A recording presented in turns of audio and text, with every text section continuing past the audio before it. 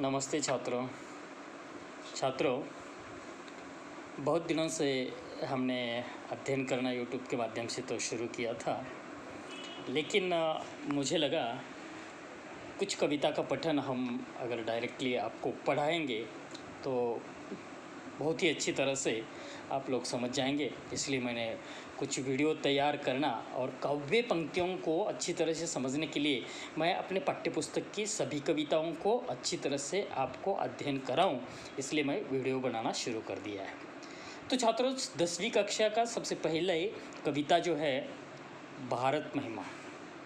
भारत महिमा, इस कविता का अध्ययन आपने पहले ही किया है, अच्छी तरह से किए होंगे, लेकिन तो भी परीक्षा के दृष्टि से अगर देखा जाए तो बहुत ही महत्वपूर्ण ये कविता है। और भारत महिमा ये शीर्षक की कविता, जिसको लिखा है जयशंकर प्रसाद जी ने। भारत महिमा अपने देश भारत का गुणगान या गौरव, महिमा यानी गौरव, भारत का गुणगान या गौरव जयशंकर प्रसाद जी ने किया है और हर एक भारतीयों को उसके बारे में उसका गर्व होना चाहिए।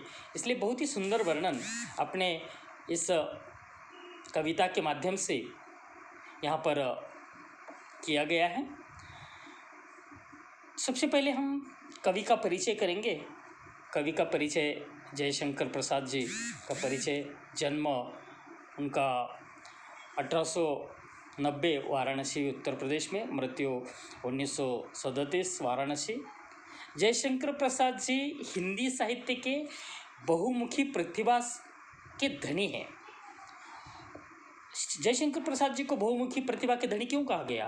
क्योंकि उन्होंने अपने हिंदी साहित्य के माध्यम से कविता, नाटक, कथा, उपन्यास, निबंध आदि सभी आयामों में उन्होंने बहुत अच्छी तरह से साहित्य का निर्माण किया है। इसलिए जयशंकर प्रसाद जी को बहुमुखी प्रतिभा के धनी ऐसा कहा गया है।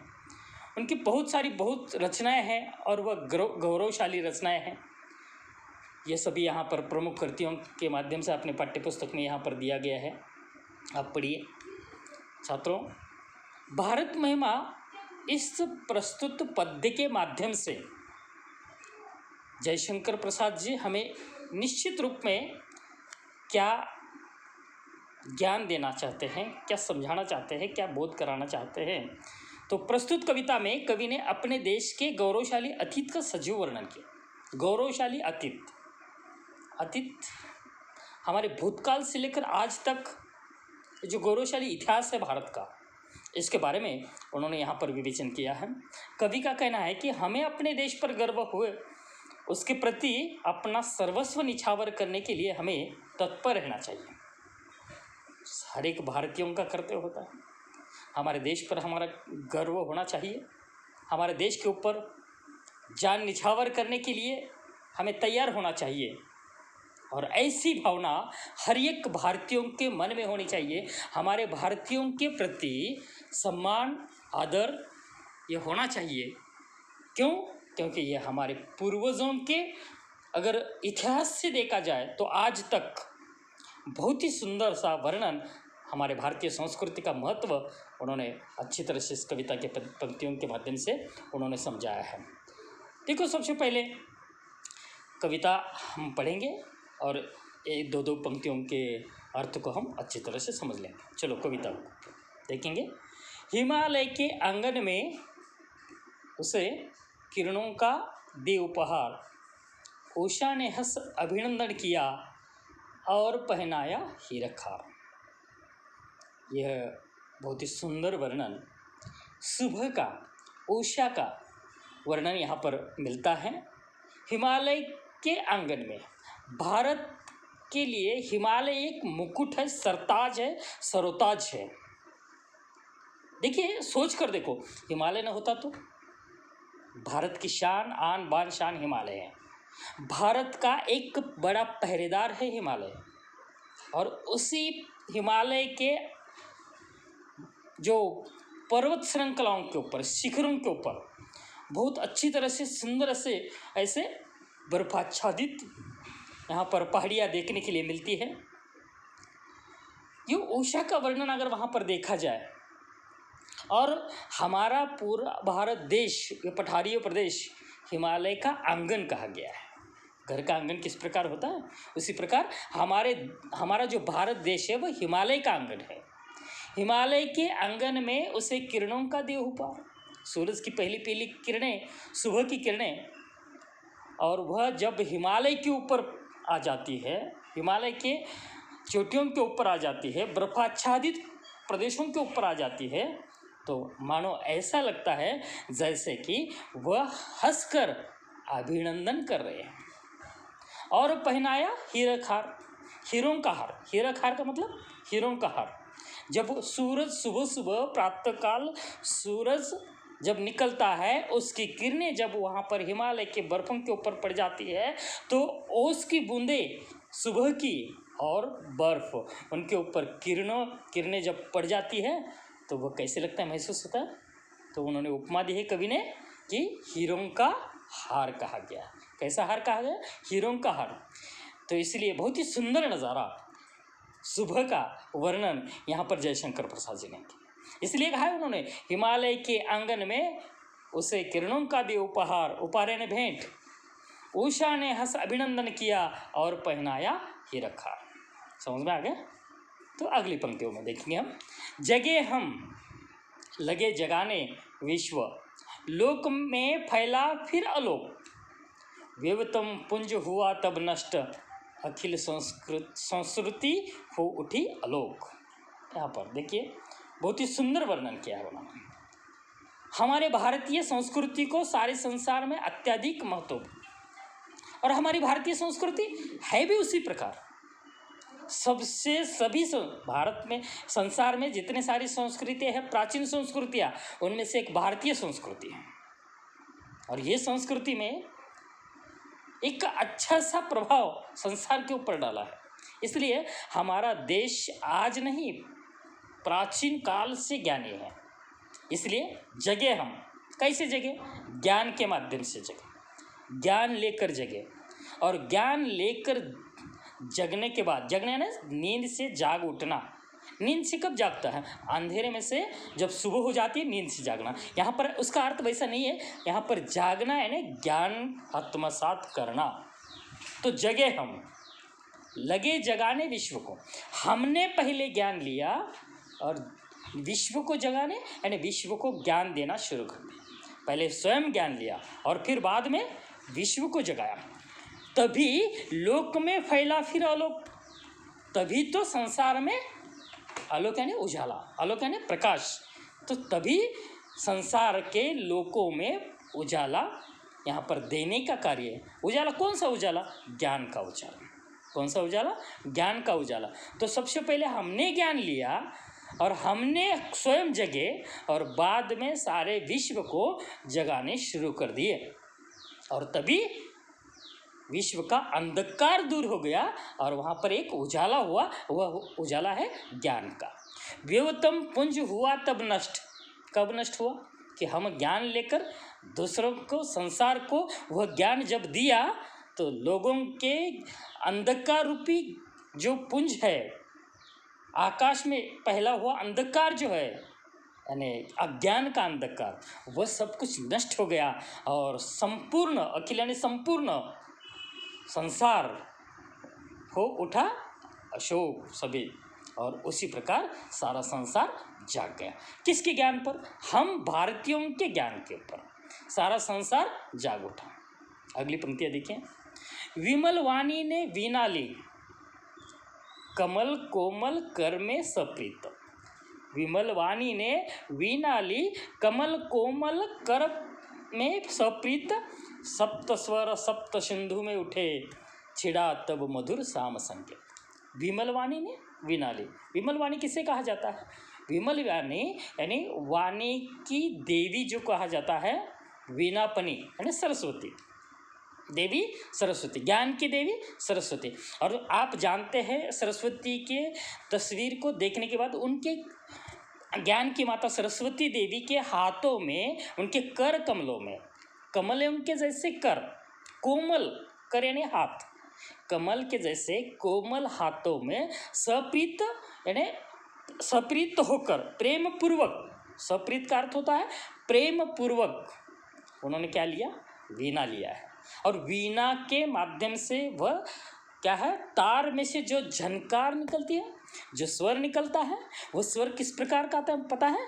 वह स्वर निकलता है सप्त सिंधु का जल जिस प्रकार बहता है उसी प्रकार का वह सरस्वती के हाथों में के जो वीणा है उसके तारों से निकलता है। जब उसको छेड़ दिया तो मधुर साम संगीत निकलता है।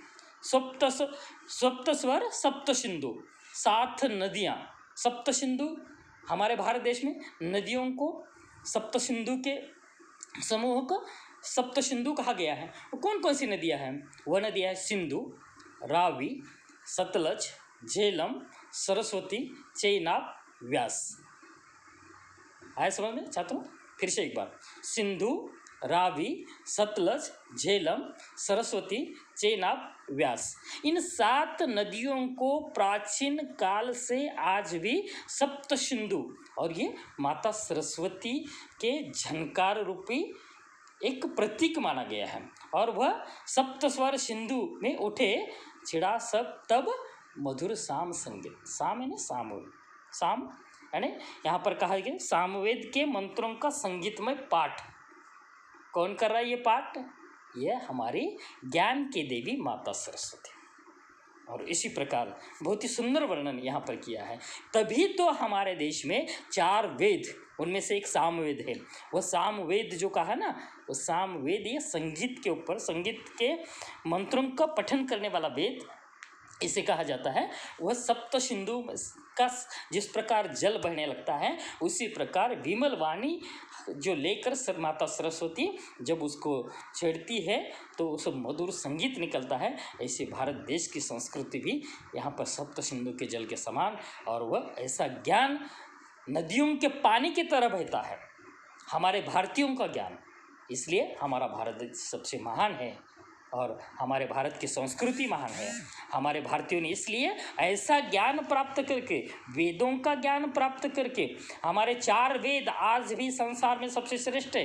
ये सभी श्रेष्ठ वेद लेकर सारे संसार को जगाने का काम किसने किया है? तो हमारे सभी पूर्वज भारतीयों ने किया है। आगे देखिए अगली पंक्तियाँ। विजय केवल लोहे की नहीं, विजय केवल लोहे की नहीं, धर्म की रही धरा पर तुम।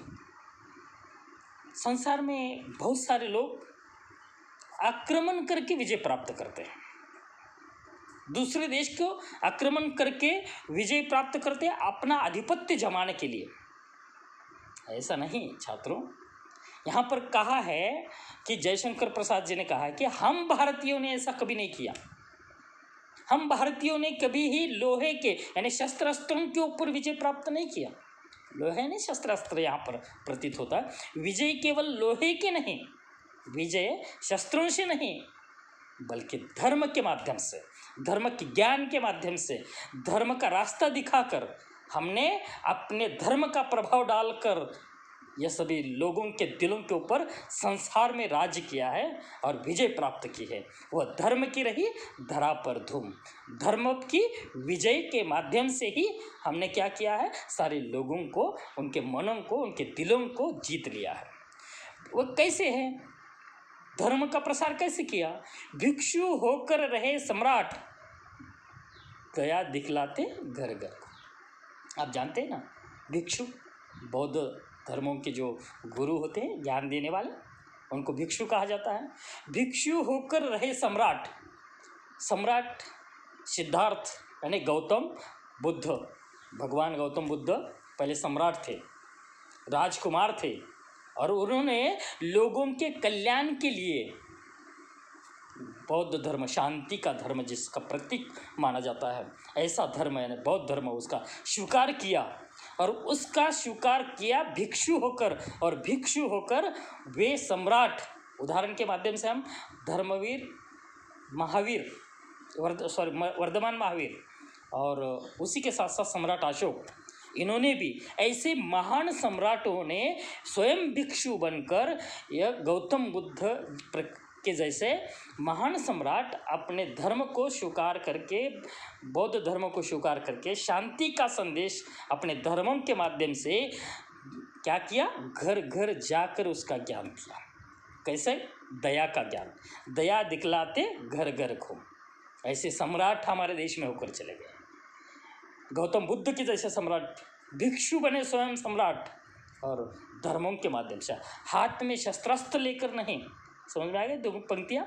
विजय केवल लोहे की नहीं, हम किसी के दिलों के ऊपर विजय प्राप्त किए तो शस्त्रास्त्रों से नहीं, धर्म की रही धरा पर धूम, हमेशा हमेशा धर्म के प्रभाव से हमने लोगों के दिलों को जीता है। भिक्षु होकर हमारे कई सम्राट यहाँ घर घर जाकर दया दिखलाते रहे और लोगों को ज्ञान का बोध कराते रहे और अपने दुखमय जीवन से मुक्ति पाने के लिए, मुक्त करने के लिए लोगों हमारे सम्राट ने ज्ञान दिया। अगली पंक्तियाँ देखिए। हमारे भारत का ये अतीत है, इतिहास है, हमारे भारत देश के पूर्वजों का ये इतिहास है। गोरी को दिया दया का दान, गोरी को दिया दया का दान, चीन को मिली धर्म की दृष्टि, मिला था स्वर्ण भूमि को रत्न, सील ही सिंहल को भी। गोरी, आप जानते हैं हमारे देश के ऊपर यहाँ पर मोहम्मद घोरी ने आक्रमण किया था, और जब मोहम्मद घोरी ने आक्रमण किया था तो उस मोहम्मद घोरी को भी क्या किया, हमने परास्त किया। अफगान से आया था और उसको परास्त किया, और परास्त करने के बाद घोरी हार जाने के बाद भी क्या किया, उसको दया दिखला दी और उसको छोड़ दिया। ऐसे उदारतम भारतवासी यहाँ पर है। ऐसे दंड देने के लायक यहाँ पर दुश्मन होकर भी उस दुश्मनों के ऊपर दया दिखाई। कौन सिखाई है? हमारे दया दिखाने का काम हमारे पूर्वजों ने सिखलाया। चीन को मिली धर्म की, क्या मिली? धर्म की दृष्टि मिली। चीन को क्या मिली है? धर्म की दृष्टि। कौन दिया चीन को?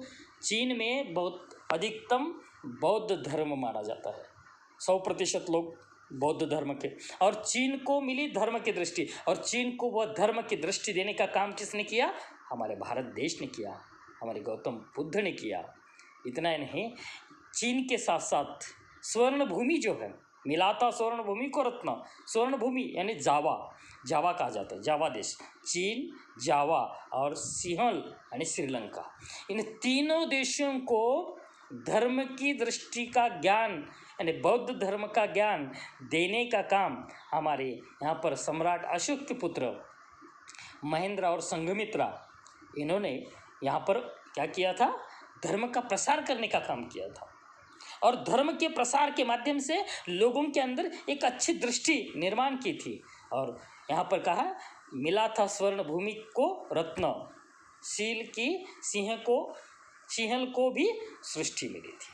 यहाँ पर सील, करुणा, यहाँ पर सभी बौद्ध धर्म के जो तत्व हैं, ये अहिंसा, ये सारे तत्व और सभी शील उनके जो हैं, ये सभी कौन सिखलाया? हमारे भारत के पूर्वजों ने सिखलाया। इसी प्रकार यहाँ पर हमारे देश ने इन सभी दूसरे देशों को, पड़ोस वाले देशों को ये धर्म की दृष्टि दी, उनको ज्ञान दिया और ये ज्ञान की सृष्टि उनको प्रदान की। इसलिए हमारे भारत देश का गौरवशाली इतिहास प्राचीन काल का इतिहास है। आगे देखिए अगली पंक्तियाँ। किसी का हमने छीना नहीं, प्रकृति का रहा पालना यही, हमारी जन्मभूमि थी यही, कहीं से हम आए थे नहीं। अभी तक देखिए, हम किसी का हमने छीना ही नहीं है। पड़ोस वाले देश एक दूसरे के ऊपर आक्रमण करके बहुत सारी भूमियाँ छीन लेते हैं, उनका कुछ लेकर आते हैं। हड़पना, छीनना हमारे संस्कृति, हमारे पूर्वजों ने कभी नहीं सिखाया, और छीनने की आवश्यकता भी नहीं है। क्यों नहीं है?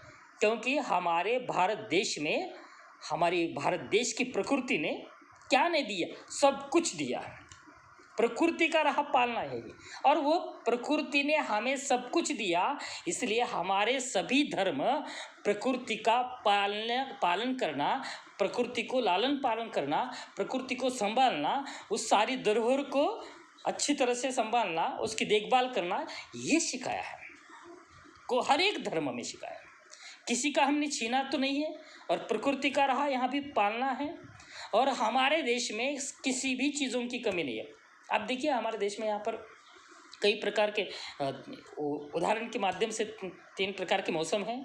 धूप का मौसम है, जाड़े का मौसम है, और यहाँ पर बरसात का मौसम है। हर मौसम में अलग अलग फल, हर मौसम में अलग अलग सब्जियाँ, हर मौसम में अलग अलग अनाज। यहाँ पर अपने देश में क्या कमी है? हमारे देश में यहाँ पर एक सुजलाम सुफलाम यहाँ पर धरती है, फलों फूलों से लदा हुआ भारत देश।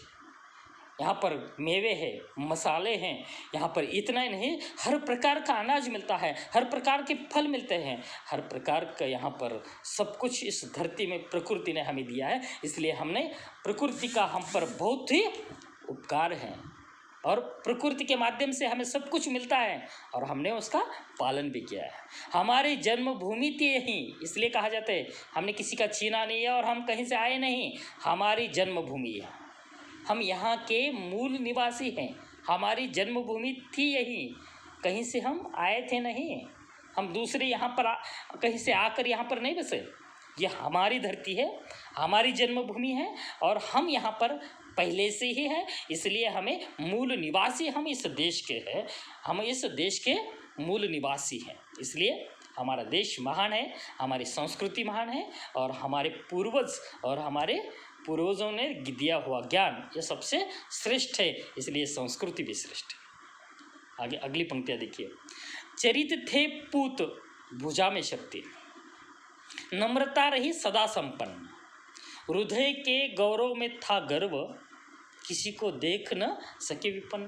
देखिए छात्रों, चरित थे पूत, हमारे पुत्र, इस देश की संतान, इस देश की पुत्र सभी क्या है? वह सभी चारित्र्य संपन्न, चारित्र्य संपन्न राजा शिवाजी महाराज, छत्रपति शिवाजी महाराज के चारित्र को देखिए।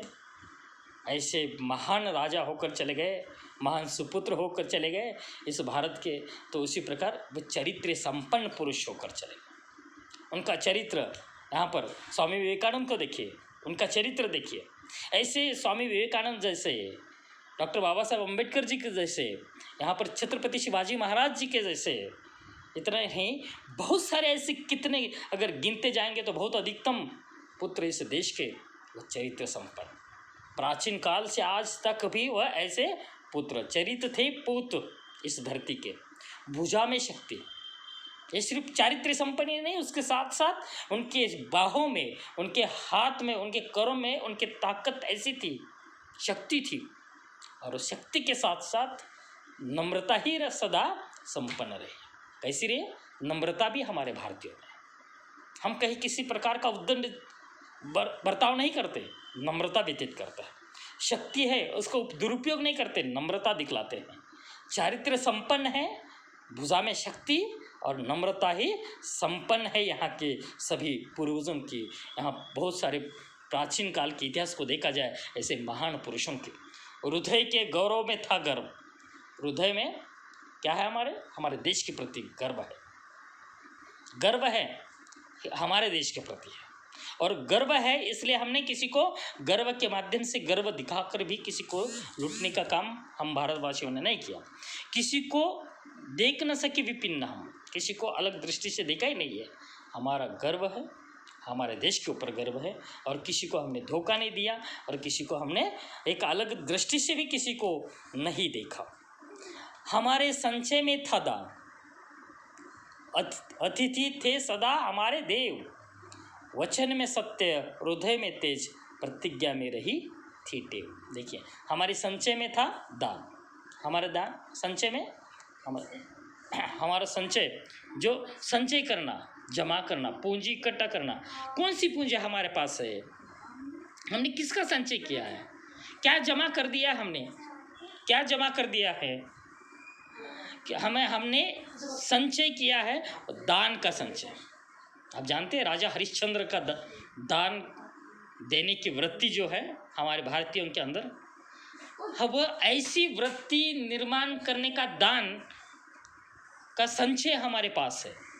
अतिथि थे सदा हमारे देव, हमारा देव हमारे यहाँ पर आने वाले अतिथियों को हम देव ईश्वर मानते हैं। अतिथि देवो भव हमारे संस्कृति की सिखावन है, यही सिखाती है हमारी संस्कृति। क्या सिखाती है? अतिथि देवो भव। इसलिए हमारे संचय में दान है और हमारे देव अतिथि है। वचन में हमेशा हमारे सत्य है।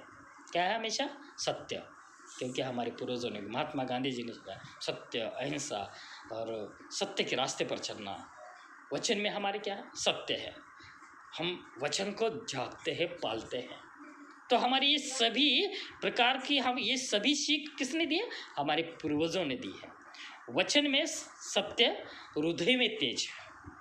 हृदय में हमारे तेज है, आत्मविश्वास है, और प्रतिज्ञा में रही थी टेव। हमेशा जो भी हमने प्रतिज्ञा की है उसके ऊपर टेव है, अटल है। हमारी प्रतिज्ञा अटल प्रतिज्ञा है। वही है रक्त, वही है देश, वही साहस है, वैसा ज्ञान। कौन सा? हमारा रक्त, हमारे पूर्वजों ने जो ज्ञान दिया था, पूर्वजों का जो रक्त था, शूरवीरों का जो रक्त था, वही रक्त, वही खून हमारे नस नस के अंदर दौड़ रहा है। क्यों? क्योंकि उन्हीं के संतान हैं हम, और वह हमारा यही देश है, भारत देश। और भारत देश, हम उन्हीं के संतान हम आज है, और उनका ही रक्त, उनका ही खून हमारे नसों में दौड़ रहा है। वही साहस है, वैसी हिम्मत है, वैसा ज्ञान है। कैसा? प्राचीन लोगों का जो ज्ञान है वही ज्ञान हमारा है। हमारे पूर्वजों का ज्ञान किस प्रकार का था, वही ज्ञान हमारा है। वही है शांति। आज भी हमने शांति के माध्यम से ही कार्य करते हैं, और वैसे ही वही की वही शांति है, और वही है शक्ति, वही है हम दिव्य संतान। हम क्या है? सभी दिव्य आर्य संतान। हम वही आर्य रूपी यहाँ पर संतान है, वही संतान है जो हमारे पूर्वजों के संतान है। हमारे अंदर वही रक्त है, हमारे अंदर वही साहस है, हमारा वही ज्ञान है, वही शांति है, उनकी ही शक्ति है। ये सभी पूर्वजों की जिस प्रकार थी वैसी की वैसी हमारे धरोहर के माध्यम से हमारे अंदर हमें प्राप्त हो गई है। जिए तो सदा इसी के लिए। किसके लिए? स्वयं के लिए तो कोई भी जीता, लेकिन ऐसा नहीं है छात्रों। जीना है तो किसके लिए? जिए तो सदा इसी के लिए। इसी के लिए ना, हमारे देश के लिए। जीना मरना सब कुछ हमारे देश के लिए, हमारा संपूर्ण जीवन देश के लिए। छात्रों, सबसे पहले आप कौन हैं, ऐसा आपको अगर पूछा जाए तो आप कभी भी मैं अमुक हूँ ऐसा नाम नहीं कहना। आप कौन हैं? मैं एक भारतीय हूँ, ये भावना हमारे अंदर होनी चाहिए। जिए तो हम किसके लिए जिए? हमारे देश के लिए।